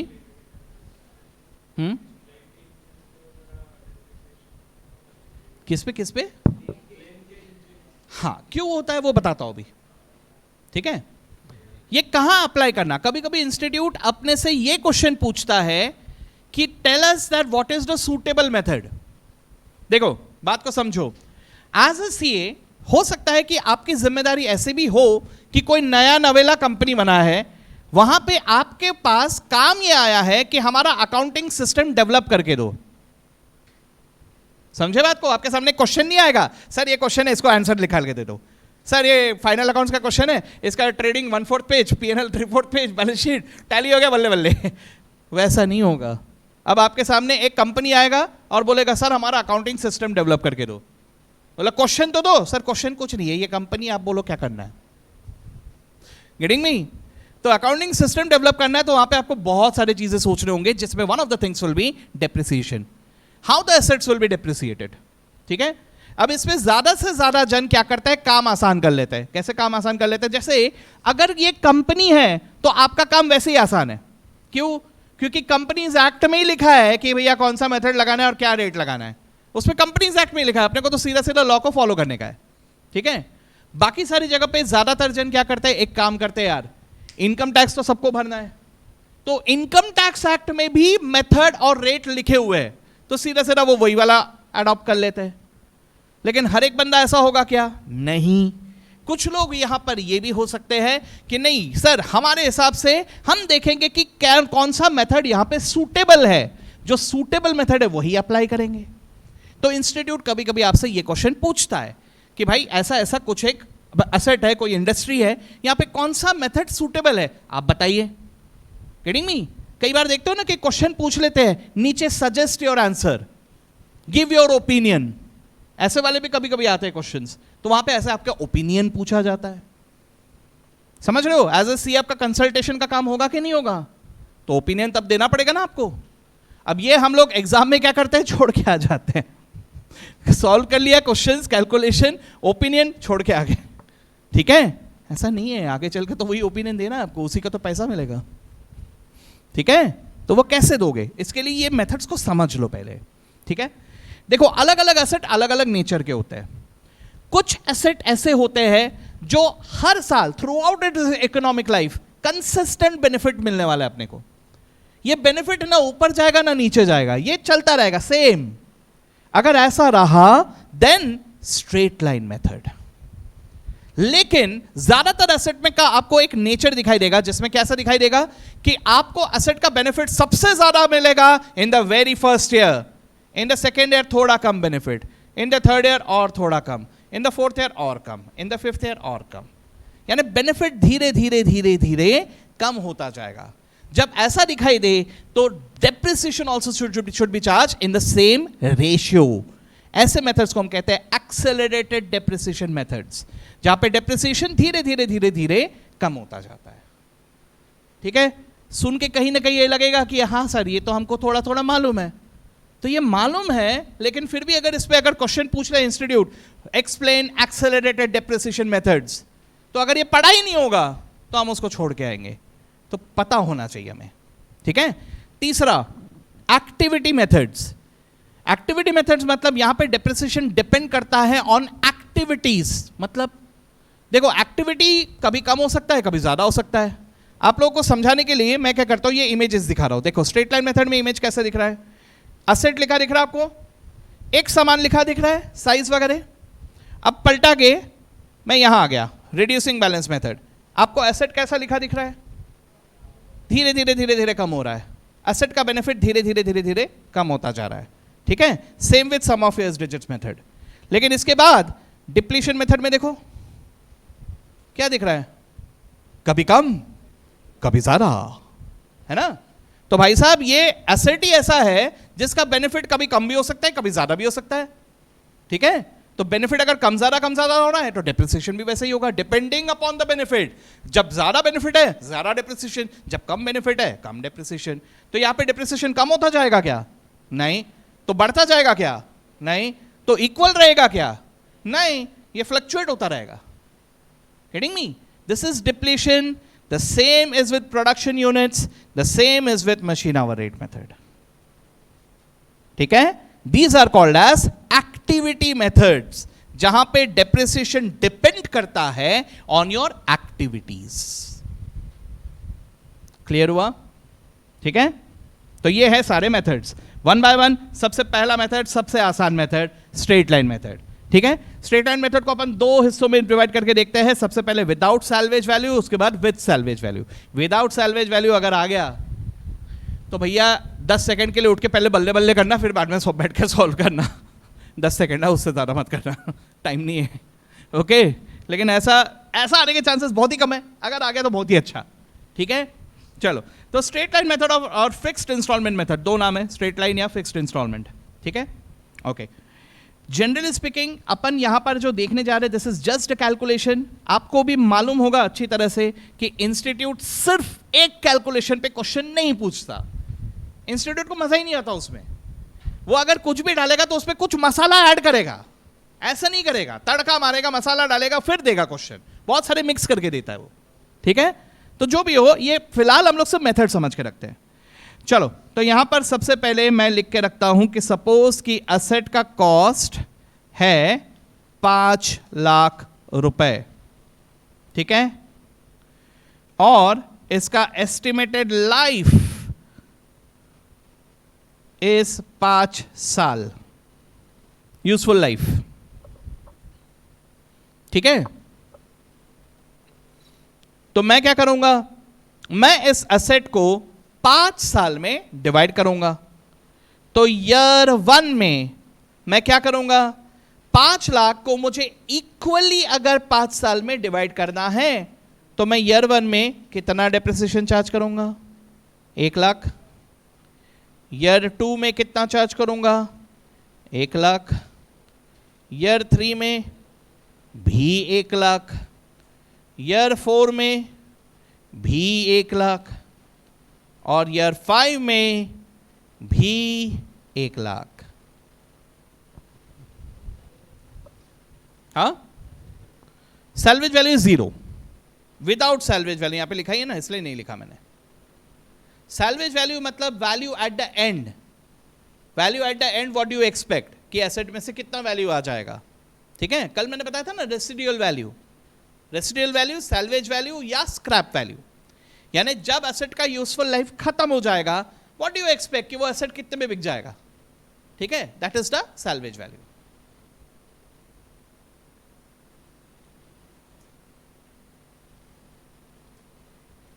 ठीक है, so what do you observe कि it is equal every year. Okay, so how do you calculate depreciation per annum under straight line method? Okay, very simple. 1 lakh कैसे मिला आपको, 5 लाख को मेरे ख्याल से आपने 5 से डिवाइड किया, correct. So how do you calculate? It is the historical cost of asset divided by the useful life.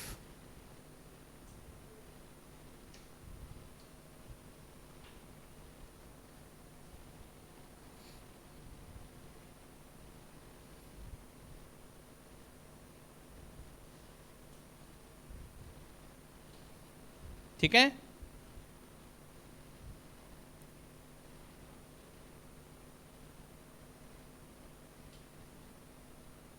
इसमें एक ऐसा कैलकुलेशन हम लोग देख लेते हैं जिस कैलकुलेशन को अक्सर कभी कोई नहीं देखता। It is a very basic straight line method depreciation calculation, जिसको हम लोग अक्सर कभी देखते नहीं है। ओके, सिर्फ एक बार देख के रख लो, वेरी सिंपल। देखो, ईयर 1 का मुझे अगर डेप्रिसिएशन कैलकुलेट करना है, ठीक है, तो मैं कैसे कैलकुलेट करूंगा, cost divided by life. Cost year 1 का कितना है, 5 लाख, डिवाइडेड बाय 5, ईयर 1 का डेप्रिसिएशन कितना आया, 1 लाख। ठीक है, अब जब मैं ईयर 2 में आता हूं तो हम लोग अक्सर सिर्फ ये बात याद रख लेते हैं कि स्ट्रेट लाइन मेथड में हर साल का डेप्रिसिएशन सेम, इसलिए अपन कैलकुलेशन किए बगैर सीधा 1 लाख लिख देते हैं। ठीक है, लेकिन let us calculate here, year 2 का जब मैं डेप्रिसिएशन कैलकुलेट करूंगा, how I will calculate it, it will be WDV divided by remaining life. ठीक है, what is WDV, 4 lakh, divided by remaining life 4, ये कितना हो गया, 1 लाख। ठीक है, इसी तरह से ईयर 3 में depreciation is again WDV divided by remaining life. अब तीसरे साल का WDV कितना हो गया, 3 lakh, divided by what is the remaining life, 3, यानी कितना हो गया, 1 lakh, and so on.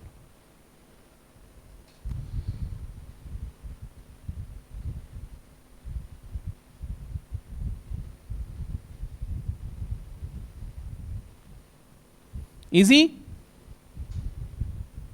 Straight line method का पॉपुलैरिटी बेसिकली इसी वजह से है क्योंकि इट इज इजीएस्ट, सबसे सिंपल, कोई ट्रिकी नहीं, कुछ नहीं, इसलिए ये पॉपुलर है। ठीक है, इंस्टीट्यूट ने एक बार एक क्वेश्चन पूछा था जो कि मेरे ख्याल से सही नहीं था पूछना, लेकिन एक बार पूछा था कि कौन सा मेथड इनकम टैक्स एक्ट में अप्लाई होता है, डेप्रिसिएशन का कौन सा मेथड इनकम टैक्स एक्ट में अप्लाई होता है। अब भाई आप लोग इनकम टैक्स तो पढ़ नहीं रहे हो, तो आपको इनकम टैक्स के बारे में क्यों पूछ रहे हैं? ये पहली बात गलत। दूसरी बात, जो आंसर लिखा था वो भी गलत। उन्होंने आंसर में लिखा था रिड्यूसिंग बैलेंस मेथड, ठीक है, गलत है। क्यों गलत है? क्योंकि इनकम टैक्स में रिड्यूसिंग बैलेंस मेथड जैसा एक मेथड है, it is not exactly reducing balance, there is a difference. जो इनकम टैक्स में लगता है वो रिड्यूसिंग बैलेंस मेथड जैसा होता है, लेकिन उसमें कुछ अलग भी होता है। और उसके अलावा in case of power units, यानी इलेक्ट्रिसिटी प्रोड्यूसिंग जनरेशन वाले यूनिट्स, उनके केस में एसएलएम भी लगता है। लेकिन इंस्टीट्यूट ने क्या लिख दिया सीधा आंसर में? RBM, reducing balance method. So this is wrong. ऐसी चीजें पूछना गलत है। लेकिन क्या बोले, ये यहां पर किस्मत मैटर करता है, यहां पर किस्मत मैटर करता है। हम लोग क्या बोलते हैं, दिमाग खराब, मैं 10 में से यार 6 चैप्टर पढ़ के गया, 4 छोड़ के गया, वही 4 में से आ गए, मेरी किस्मत ही खराब है। ये किस्मत खराब नहीं है, या आप अंडर प्रिपेयर्ड हो। इसमें किस्मत खराब नहीं है। किस्मत खराब कब है? जब आउट ऑफ सिलेबस पूछ ले या ऐसा कुछ हो, तब किस्मत खराब है। ओके, चलो ये हो गया। Next page, straight line method of fixed installment method with salvage value. With salvage value में अभी क्या होगा, लेट्स अज्यूम, तो फिर से यहां पे लिख लेते हैं, सपोज कॉस्ट लिख लो 5 लाख, यूजफुल लाइफ 5 साल, ठीक है, एंड सैल्वेज वैल्यू सपोज 50,000।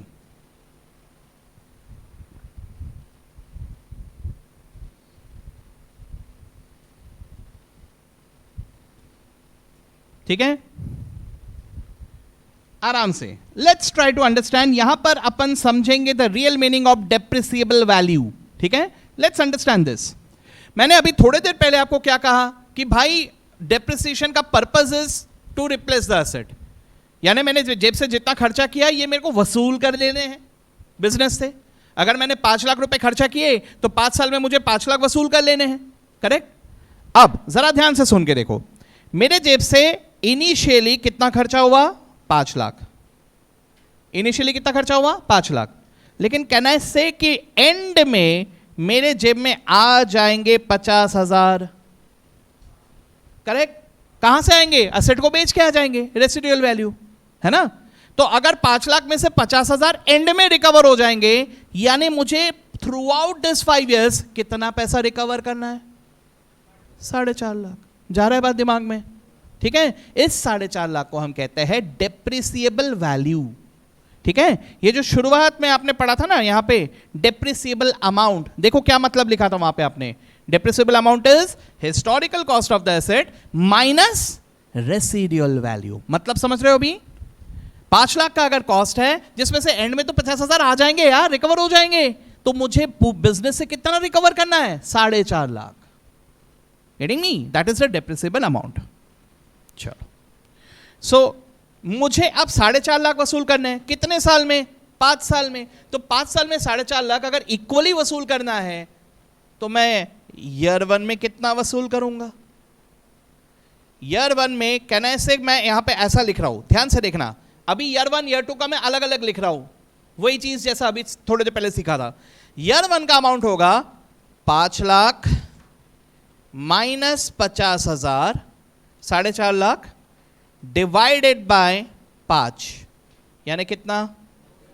90,000। ठीक है, अब ईयर 2 में आराम से, ईयर 2 में what is the WDV of the asset? सोच के बताना मुझे।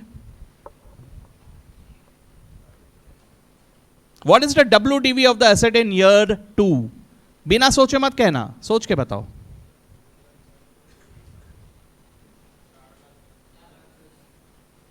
मेरे पास 3 आंसर आए, एक 4.5 लाख, एक 4,10,000 और एक 3,60,000। ठीक है, एक बार अपने दिमाग में अकाउंटिंग करो, एक बार दिमाग में अकाउंटिंग करो, सब लोग दिमाग में अकाउंटिंग करो। आपने जब एसेट खरीदा होगा क्या एंट्री पास किया होगा आपने? Asset debit to cash 5 lakh, correct? उसके बाद आपने क्या किया होगा? डेप्रिसिएशन चार्ज किया होगा। डेप्रिसिएशन की एंट्री क्या की होगी आपने? डेप्रिसिएशन डेबिट टू एसेट या प्रोविजन, दो में से कोई एक। ठीक है, कितना डेप्रिसिएशन? 90,000। तो एसेट का WDV कितना बचा अभी? 5 लाख माइनस 90,000, 4,10,000। सर लेकिन वो सैल्वेज वैल्यू मिला क्या? ईयर 1 में मिला क्या? कब मिलेगा? लास्ट में मिलेगा। तो जब मिलेगा तब एंट्री करेंगे ना।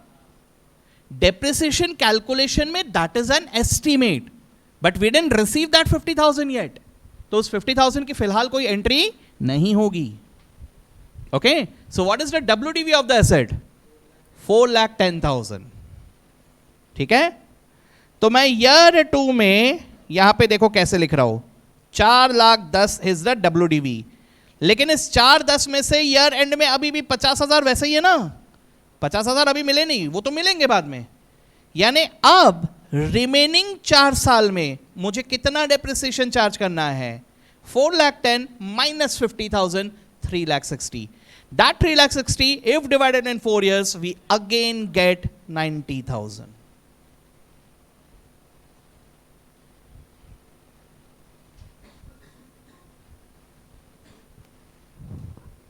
Unfortunately, even in CA, इस तरह के कैलकुलेशन नहीं देखने का ट्रेंड बन गया है।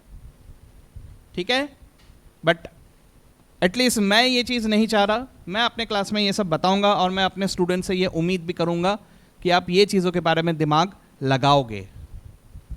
ठीक है, ईयर 3 आराम से, what is the WDV now?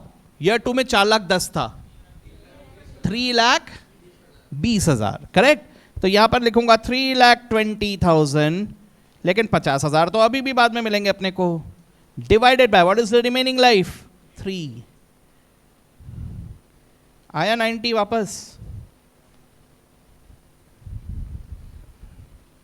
Shortcut trend क्यों बनता जा रहा है, समझ में आ रहा है ये? अरे यार हर साल का तो सेम ही आता, छोड़ना यार वही लिख देते। अरे यार ठीक है, that is okay for clerk, not for CA।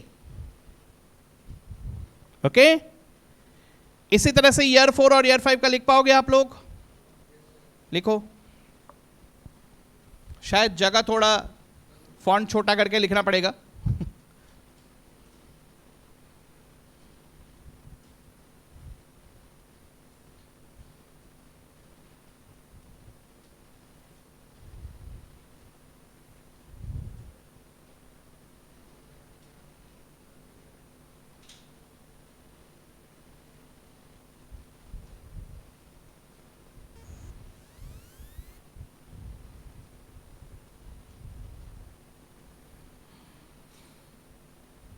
देखो भाई, शुरुआत में मैंने बहुत सारे जनों को वादा किया था कि even if you have studied something in 11th 12th 12th, फिर भी आप लोग यहां पर जब पढ़ने आओगे तो कुछ ना कुछ नया सीखोगे।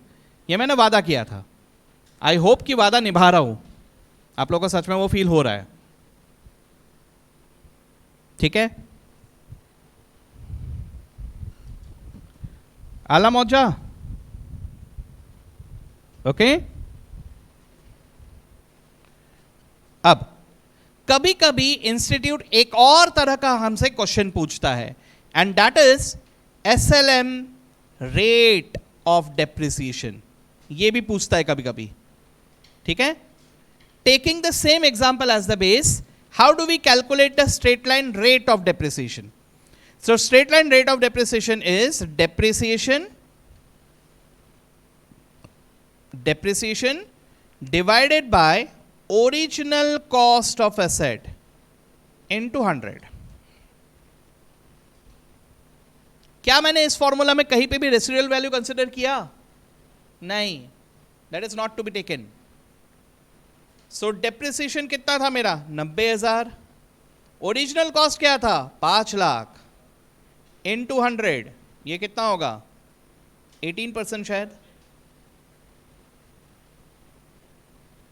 सर ये मैंने 5 लाख पे क्यों लिया? क्योंकि असेट को तो मैं 5 लाख से डेबिट कर रहा हूं ना। सैल्वेज वैल्यू की एंट्री तो मैं कर ही नहीं रहा हूं। सैल्वेज वैल्यू की एंट्री तो 5 साल बाद होगी, correct? Now this 18% rate will be constant every year, but this will every year be applied on the original cost and not the WDV. हर साल या 18% में किस पे अप्लाई करूंगा? ओरिजिनल कॉस्ट पे, ना कि उसके WDV पे।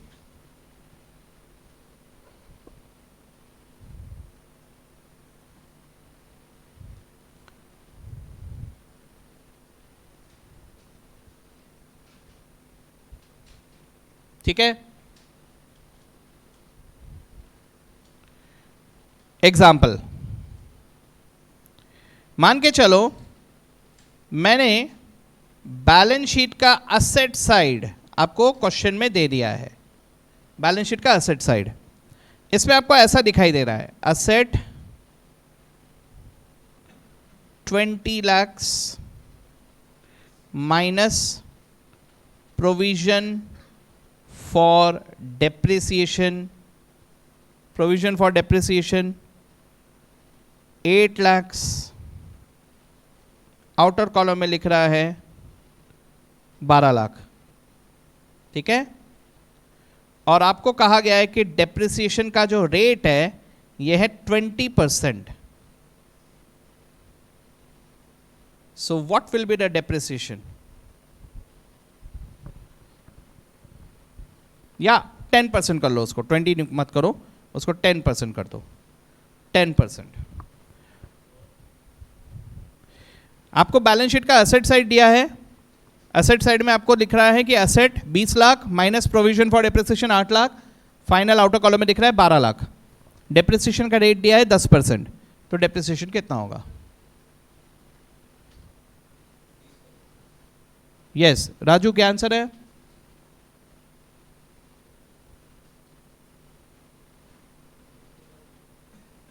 बोलो, सब अपना अपना कैलकुलेशन करते हैं।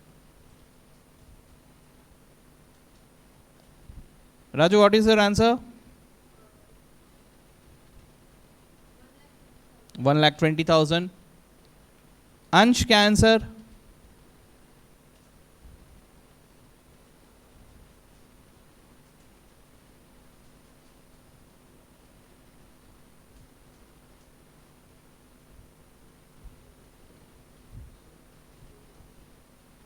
दो लाख। ओके, 2 लाख।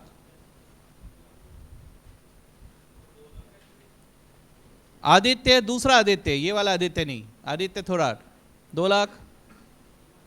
और यार मैंने कुछ लोगों को ना कभी पूछा ही नहीं question.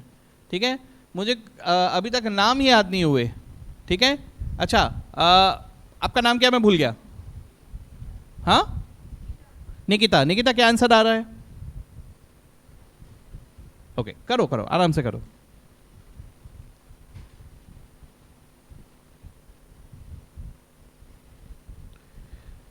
And Abhay, if I am not wrong ना, क्या नाम है उसका, मैं भूल गया।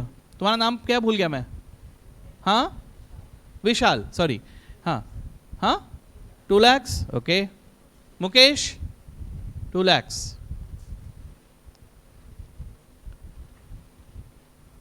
ठीक है, तो मेजॉरिटी लोगों का 2 लाख ही आंसर आ रहा है। ठीक है, ओके। देखो राजू, इसलिए मैं कह रहा था कि बातें नहीं करना, क्योंकि जब मैं ये लॉजिक समझा रहा था तब तुम बात कर रहे थे। ठीक है, तब मैंने भले ही वेदांति को बोला, लेकिन तुम भी बात कर रहे थे तब। ठीक है, तो बात को समझने की कोशिश करो।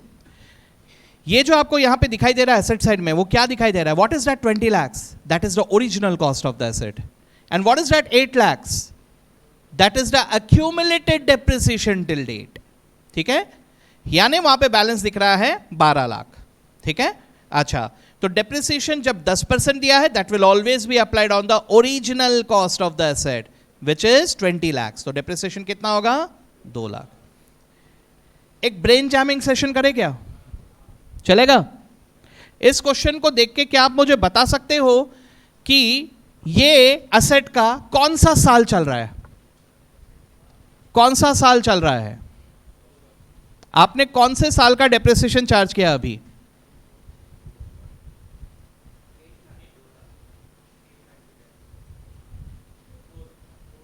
फोर्थ ईयर की फिफ्थ ईयर की थर्ड ईयर?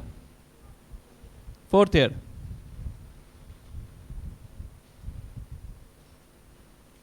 पक्का? फिफ्थ ईयर का चार्ज किया है।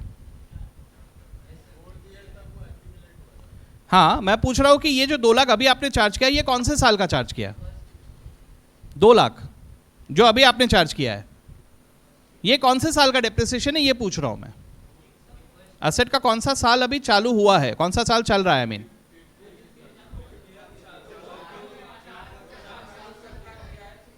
चालू हुआ है कि खत्म हुआ है?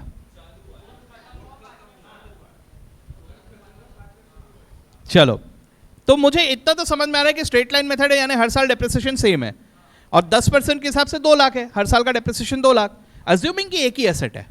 ठीक है, अगर ऐसा है तो अगर प्रोविजन फॉर डेप्रिसिएशन 8 लाख दिख रहा है तो 2 लाख 2 लाख 2 लाख 2 लाख 4 साल का डेप्रिसिएशन चार्ज हो चुका होगा। तो 4 साल हो गए, 5वां साल का ये डेप्रिसिएशन है, लेकिन डेप्रिसिएशन चार्ज ईयर के शुरुआत में होता है कि ईयर के एंड में होता है? यानी 5वां साल खत्म हुआ है। यहां पे 5 साल हो चुके हैं, 4 साल पहले ही हो गए थे बैलेंस शीट को देख के। अब मैंने 5वें साल का डेप्रिसिएशन चार्ज किया, 5वें साल के ईयर के एंड में। 4th ईयर के एंड तक 8 लाख था, पहले साल का 2 लाख, दूसरे साल के और 2 लाख, कितना हो गया? 4। तीसरे साल के और 2 लाख, कितना हो गया? 6 लाख। चौथे साल के और 2 लाख, कितना हो गया? 8 लाख। तो 8 लाख तो पहले ही 4 साल हो चुके थे, यानी 4 साल तो हो चुके थे। अब आपने चार्ज किया 5वें साल का डेप्रिसिएशन, जो कि कब चार्ज कर रहे हो? 5वें साल के एंड में। यस, 5 साल हो गए, 5वां ही साल चालू है, 6वां साल चालू नहीं हुआ अभी तक, लेकिन 5वां साल एंड हुआ है। ठीक है, मजा आया? ठीक है, इसमें एक चीज और बता दे रहा हूं, इसको भी नोट करके रख लो। इंस्टीट्यूट कभी कभी गलत चीजें करता है, ठीक है, क्वेश्चन में कुछ चीजें गलत चीजें करता है। तो ये जो गलत चीजें करता है, इसमें से हर चीज का तो इलाज हम टीचर्स नहीं बता सकते, लेकिन जिनका इलाज बता सकते हैं वो मैं बता रहा हूं आपको। ठीक है, एक बार ऐसा हुआ था, इंस्टीट्यूट ने क्वेश्चन में ऐसा दिया, देखो एक एग्जांपल दे रहा हूं। कॉस्ट इज से 10 lakh, okay, salvage value is 1 lakh, life is 5 years। ठीक है, depreciation to be charge at the rate 15%।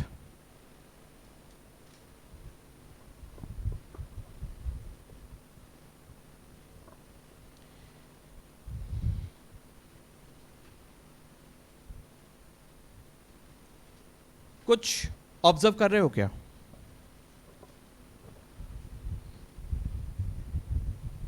बताइए डेप्रिसिएशन कितना है? 1,35,000,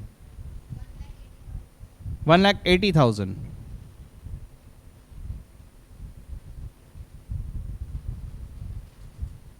1,35,000।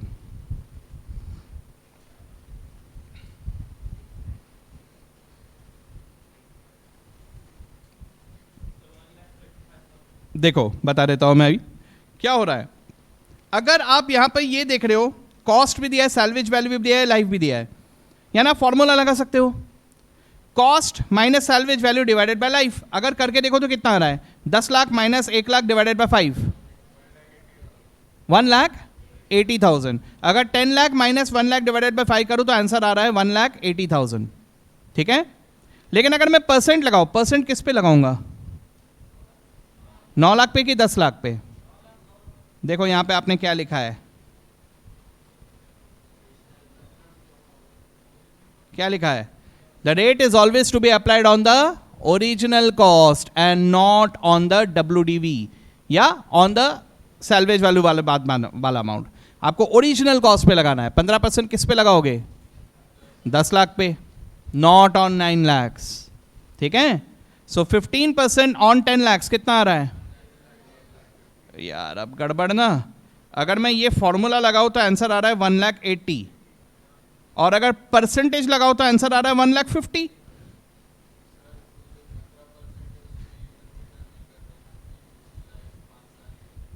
हाँ वही तो, अब मैं कौन सा आंसर लिखूं?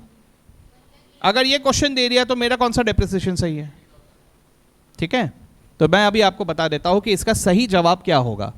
ठीक है, सही जवाब होगा ये। क्यों सर? है ना, वो इसलिए क्योंकि यहां पर इंस्टीट्यूट क्वेश्चन तो पूछ लेता है लेकिन वो बारीकी में बोलते नहीं है। अगर उन्होंने ये रेट दे दिया है, this means this is the rate prescribed by some law. जैसे मान के चलो ये कंपनी है, तो आपको क्या लगता है कंपनीज एक्ट में जो डेप्रिसिएशन के परसेंटेज लिखे हैं वो क्या हर एक मशीन को स्टडी करके लिखे होंगे? अरे यार, हर एक मशीन अपने आप में यूनिक होता है। उन्होंने तो एक ऑन एन एवरेज एक रेट डाल दिया। Kidding me? तो अगर रेट दिया है, समझ लो कि this is as per some law, and अगर लॉ ने कुछ कह दिया तो भाई आपके एसेट का लाइफ कम हो ज्यादा हो कुछ भी हो, आपको लॉ फॉलो करना है। तो whenever a percentage is given, prefer the percentage. ये आंसर सही होगा, ये नहीं। ठीक है, हालांकि इंस्टीट्यूट जब ये क्वेश्चन पूछता है तो ये नहीं बोलेगा कि that 15% is as per companies act या as per income tax act, ऐसा कुछ नहीं बोलेगा वो। ठीक है, वो सीधा सीधा ऐसा दे देगा, बोलेगा कि कौन सा आंसर सही है बताओ। अब यहां ये गलत है क्योंकि कुछ लोग अगर 1,80,000 लिख के आते हैं तो वो लोग गलत नहीं है, आपने क्वेश्चन में क्लैरिटी नहीं दी, लेकिन इंस्टीट्यूट मार्किंग इसी तरह से देगा। ठीक है, देखो आज हमने सिर्फ स्ट्रेट लाइन मेथड पढ़ा, आज हमने और कोई दूसरा मेथड नहीं पढ़ा, लेकिन उम्मीद कर रहा हूं कि स्ट्रेट लाइन मेथड अब सही तरह से अच्छी तरह से दिमाग में घुसा। ओके, अब स्ट्रेट लाइन मेथड में हम कोई गलती नहीं करेंगे। आज घर जाके रिवाइज जरूर करना, भूल जाओगे ना तो। ठीक है, चलो ठीक है, तो कल कंटिन्यू करेंगे हम लोग reducing balance method, sum of us digits method, production units method, depletion method and machine hour rate method. ठीक है, चलो लेट्स स्टॉप फॉर टुडे। हाँ, आज ही दे